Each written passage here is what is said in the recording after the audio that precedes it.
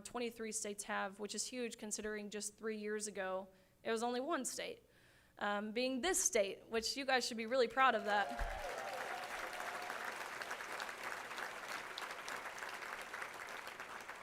That's really huge. So lots of ground have been made. Of course, that leaves the majority of states haven't. 27 states have not. So lots of work to be done, and I look forward to traveling around with these women to make sure that happens. Riding bird scooters around capitals of these beautiful states. Other work being done at the state level. I have been involved in creating and advocating for the Women's Bill of Rights, which what this is, I can't even believe it. Would you have ever imagined, those of you who are elected officers and officials, would you have ever imagined in being a senator or representative or whatever that might be, you would have to be legislating on what a woman is? That's what the Women's Bill of Rights is. It's a law that defines the word woman.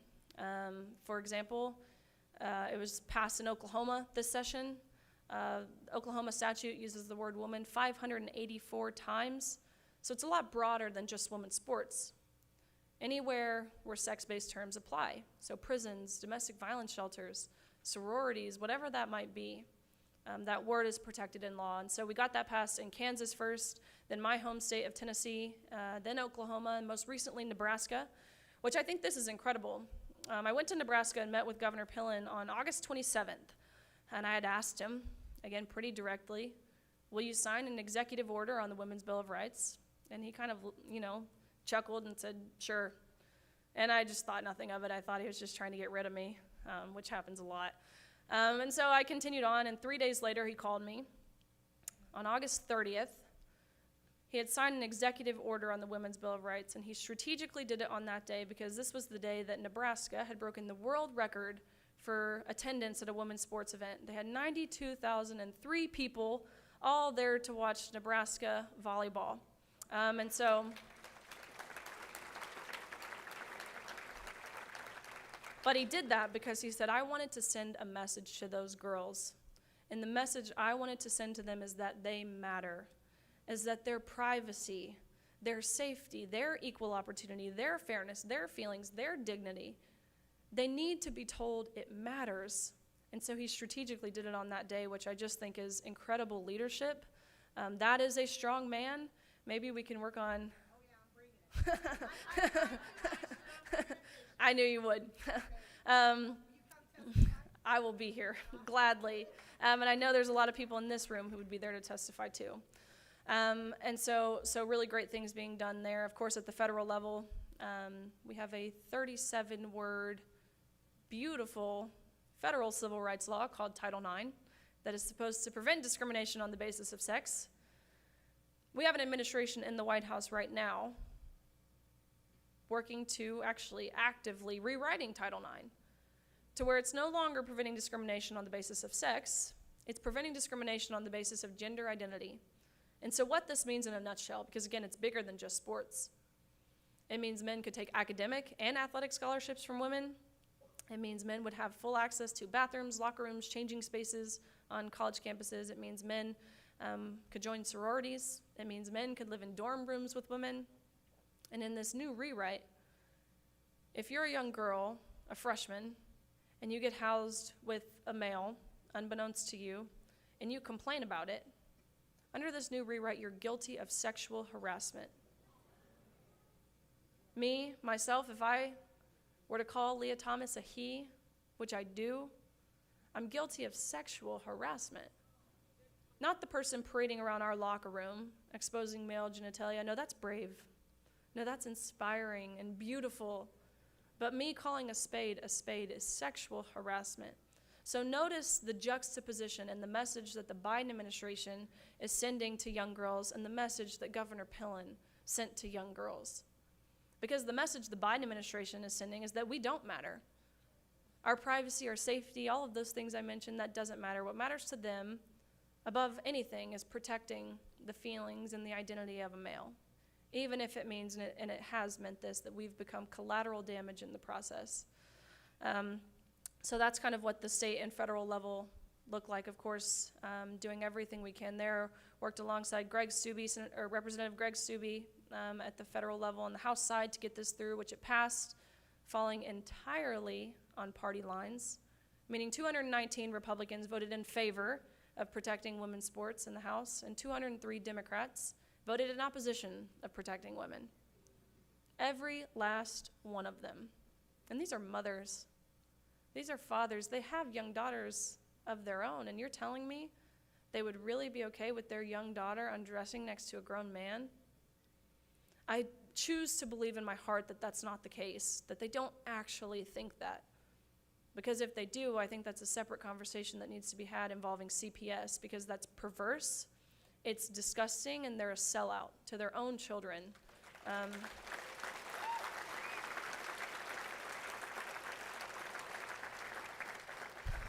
There's a lot of layers to this, so state level, federal level, then we have the specific sport governing bodies, which make rules, of course, for their own sports. FINA, which is the International Governing Body of Swimming, was really the first to take a bold step in prioritizing fairness. They created guidelines saying that if you have gone through male puberty, you can't compete with women. Then World Athletics followed suit, which is track and field, then cycling, and then IPF, which is International Powerlifting, most recently the World Chess Association, which I think is unique and cool, I guess. You have other sports like weightlifting who won't take a stance, but chess will, so I would think the difference would be more extreme, maybe drastic in weightlifting, but no, chess stood up for us. So that's awesome. But while those guidelines are a bold first step, as I mentioned, they're by no means satisfactory, because they say if you've gone through male puberty, you can't compete with women. But it's insinuating if you've transitioned before puberty, then you can compete with women. So it's almost as if it's encouraging kids as young as 12, 10, 11 years old to take puberty blockers and have irreversible hormones and surgeries and procedures, which I don't, it's not satisfactory. I'll just leave that there. But it's prioritizing fairness over inclusion, which is, we'll call it a win for now. But of course, we're still doing work there. I want to talk about the silencing that we faced as athletes, because I know I mentioned what and how my athletic director responded. That has not happened anywhere else. We were told, of course, that this will follow you forever. You'll be labeled a transphobe forever if you speak out. You'll never get a job. You'll never get into grad school. You'll lose your friends. You'll lose your scholarship and your playing time if you speak out. They forced Thomas's teammates at University of Pennsylvania to go to mandatory LGBTQ education meetings each week to learn about how just by being cisgender, they were oppressing Leah Thomas. When they sent an email to their administration expressing their discomfort in the locker room, 16 of these girls and their parents signed on to this email. Their administration responded back with, if you feel uncomfortable seeing male genitalia, here are some counseling resources that you should seek in an attempt to re-educate yourself, is what this said. And I have a screenshot of the email. They were told that, you can't take a stance because your school has already taken a stance for you. All kinds of different things, which effectively, it works. When you tell a bunch of 20-year-old girls they're not going to get a job, it keeps us quiet. That's what we go to college to do, is get a job. We know athletics it's a means to an end. We know we can't play our sport forever. We're going to have a job. It's criminal what they did to us. And it's emotional blackmail. They told us, actually, that if we did speak out, and any harm whatsoever were to come towards Thomas's way, whether that's through social media, physical, mental, emotional harm, whatever harm that looked like, then we would be solely responsible. Therefore, we would be responsible for a potential death, making us murderers. Let's lay this out. They told us we would be murderers for advocating for fair play and privacy in our locker rooms, right? It's crazy, but it's not just the athletes who are silenced. It is the coaches. It is the athletic directors. After this whole debacle, really, at our NCAA championships, my university had nominated me for NCAA Woman of the Year, which is the most prestigious honor for collegiate female athletes. It's something that encompasses not just your athletic achievement, where I had achieved many great things, despite what Keith Olbermann says. Being a 12-time All-American, a 5-time SEC champion. I'm actually still the SEC record holder in the 200 butterfly, which means I have like these very large, manly shoulders still that won't go away no matter what I do. 2-time Olympic trial, all of those things, had achieved a lot athletically, but this award, it encompassed beyond that your academics, which I really took great pride in my academics, being SEC Scholar Athlete of the Year, which awarded me a lot of scholarship money to dental school, which I totally threw away. Graduated with honors, all of those different things, but also your community service, which is still something I'm so passionate about. I'm the Special Olympics swim team coach for Tennessee. I was awarded the highest humanitarian award at our university, to our whole university, not just athletes, in the Sullivan Award. I was the SEC Community Service Leader of the Year. So this award, being nominated for it, meant a whole lot to me. It was by far my greatest achievement at the university. And at UK, we had the #1 WNBA draft pick, and Abby Steiner, who's breaking world records in track and field, and a national championship volleyball team, a national championship rifle team, but they chose me. So I was super honored by this. Until a full list of nominees for NCAA Woman of the Year came out. And it was not exclusive to just women. And immediately the award was devalued and meaningless to me, because University of Pennsylvania's nominee was Leah Thomas. The message that sent was that Leah Thomas made the best and most dedicated and accomplished female athlete at that whole university. Disgusting. And so the NCAA was having a big conference where they were going to announce their NCAA Woman of the Year. So I figured, I'll go. But of course I won't go in support, and I worked alongside these amazing ladies who went with me to San Antonio in January of this year, where we were able to effectively, for the first time, and this is still the furthest anyone has gotten to directly talking to the NCAA, because we'd sent letter after letter and email after email, and to no one's shock, we did not get responses. So directly hand to hand, we handed the NCAA a legal demand letter saying that if they don't stop discriminating on the basis of sex, there will be legal action taken. We also presented them with a petition of thousands and thousands of signatures indicating, from parents, from medical professionals, coaches, female athletes themselves, indicating what was going on was, again, criminal and total violation of Title IX. But this conference, they had a big convention hall where, you could set up a booth, you could buy a booth, and all the athletic directors and different presidents and chancellors of the universities were walking around. And so we figured, what better way to get in front of these people than to put ourselves in front of them? We'll buy a booth. And so I applied to buy a booth with my name of Riley Gaines. Denied. I'm like, that's weird. I'm trying to give you $2,000. So I applied again. Denied. Came up with an alias. Applied. They're like, of course we'll take your $2,000. So I got a booth inside this convention hall. And we made these bracelets talking about Title IX and pamphlets and different things. And to every person who walked by, every athletic director, I shared what we had gone through as swimmers at that meet. And every single athletic director, every single one, said, thank you for doing what you're doing, keep fighting. In the first 60 or so, I was like, this is great. We were getting support. This is awesome. But then it continued, and I, of course, began to feel frustrated. If we're all on the same page, what's the discrepancy? Why are we catering to the minority? And I began asking these individuals, these coaches and such, that's great you say you support this, but would you be willing to put your name to it? Oh, no. Yeah, we really can't have lawsuits. I'm the breadwinner for my family. I really can't risk losing my job. And then they'd very quickly turn and alleviate themselves entirely from the conversation. Even the president of the NCAA, Mark Emmert, who's now stepped down, he probably deserves a clap, who publicly, in the days following the Leah Thomas situation, publicly released a statement. And again, I remember it word for word because it's so funny.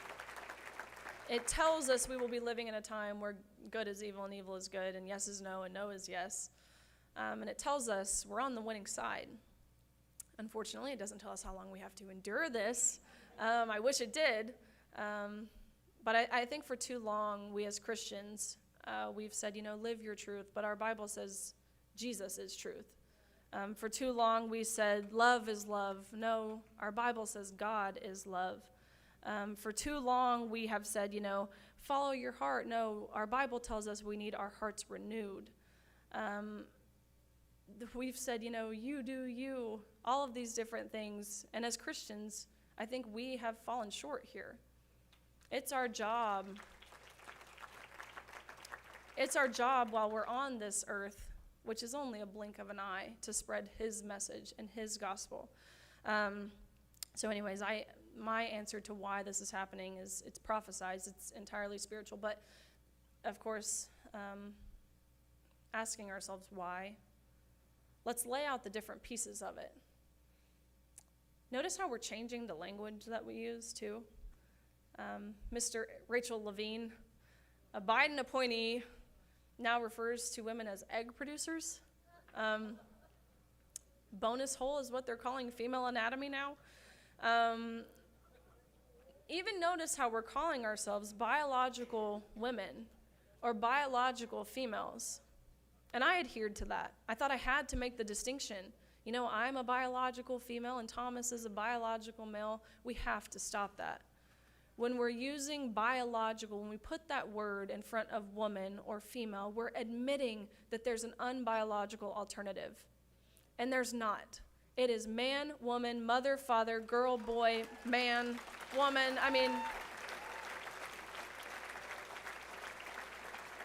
So I wanted to be the first to tell you, stop calling yourselves biological anything. We don't have to make that distinction. God made that distinction for us when he created man and woman. So stop with the whole biological nonsense. But anyways, the changing of the language, the denying objective truth, biological reality, biblical truth, the breakdown of our faith, the silencing, the breakdown of our families, the breakdown of our freedoms, such as freedom of speech, not to mention the other pieces like the taking of the guns. We saw how well that turned out for the governor in New Mexico.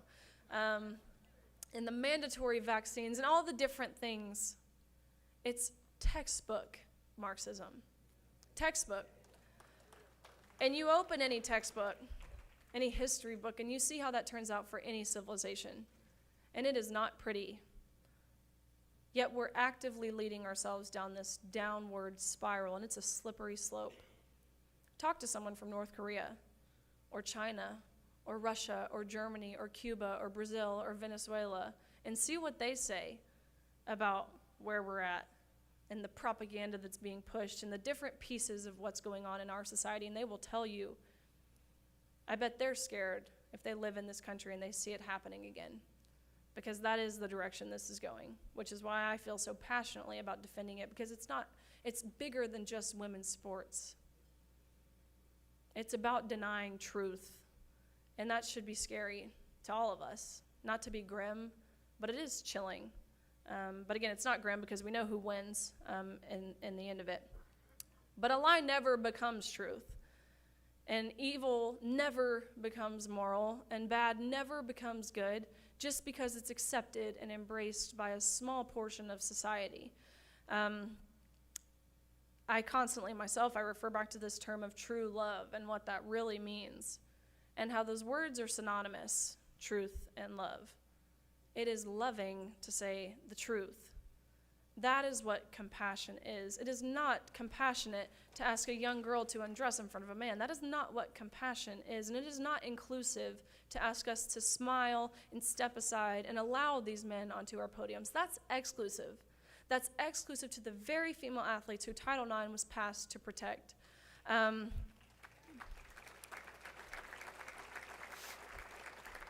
so, a call to action.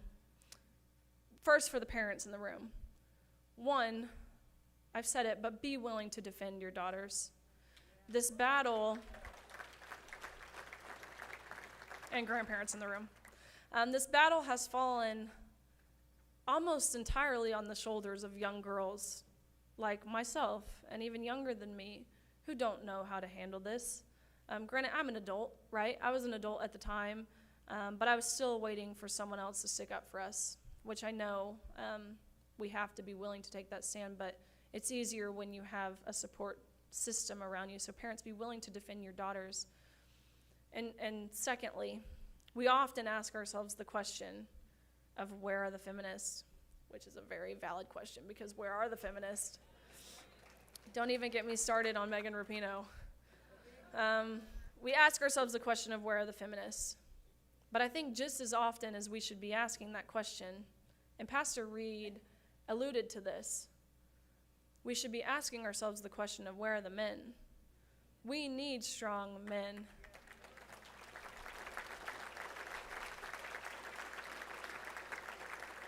We need men who are willing to fulfill their biblical role to protect and provide.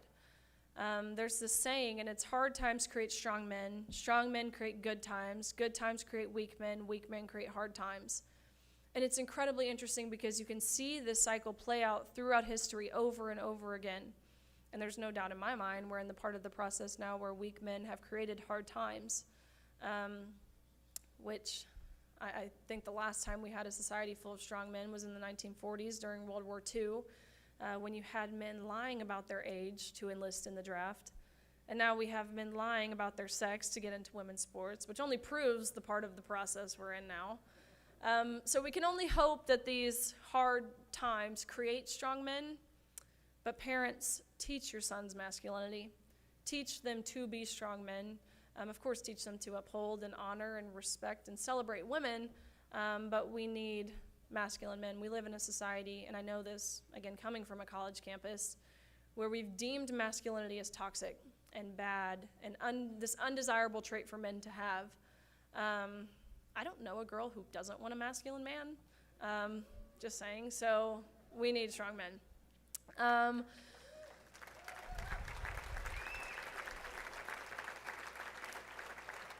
A couple other things. Some groups to get involved with. CWA, Concerned Women for America, they do phenomenal work. I work alongside very closely with Independent Women's Forum. They do a lot of legislative work as well, especially in regards to the Women's Bill of Rights, which is the bill that defines the word woman, that's being pushed pretty heavily in certain states. ICONS, which stands for International Council on Women's Sports. This is great for the young athletes. They have it's essentially a networking program where they can connect like-minded athletes together. And I don't mean like-minded politically. I mean people who care about this topic, which it transcends beyond, and we have talked about this too. If you saw only how politicians voted in the media, you would think this issue is very polarizing, but it's not. This is a winning issue, at least 80-20. And so it connects athletes who feel similarly about this, and they call themselves ICONS. They do really great work. I just recently launched the Riley Gaines Center, which is a training program, because it's really something I wish I had when I began to speak out, because I knew people felt the same as me, but no one was willing to say it publicly. And so I've created this training program that will provide resources and support and communication tools and different things to whether that's campus leaders, school board leaders, community leaders, national leaders, whatever that looks like, to inspire and empower them to lead. We need more leaders, and that's something that I certainly noticed. And it's also going to fund to put conservative speakers back on college campuses.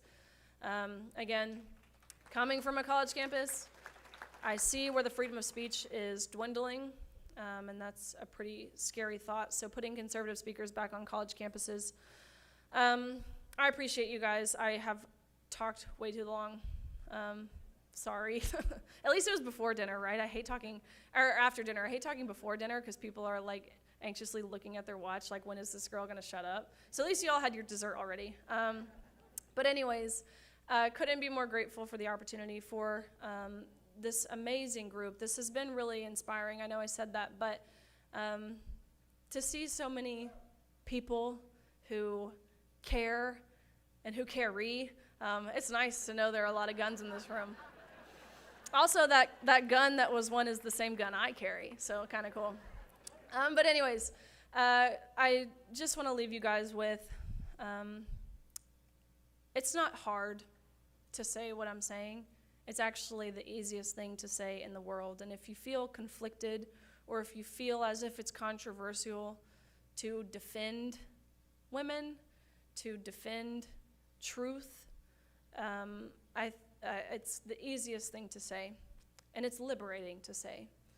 Once you know you don't have to adhere to the guidelines or the authority figures or whatever that might be, it feels like a weight is off of your shoulders. I think the scariest thing about our society right now is, one, the inability to think for ourselves, and two, the unwillingness to admit when we're wrong. So I encourage you guys to do just those things. Think for yourself, and be willing to stand firm in the truth. It's not brave to say what I'm saying. I get so sick of being called brave. It's not courageous. The people who are courageous are amazing law enforcement officers like these guys over here.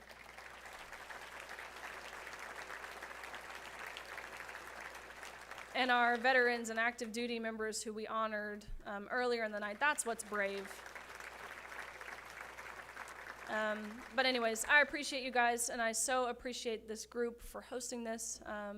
Everyone should join. So thank you guys.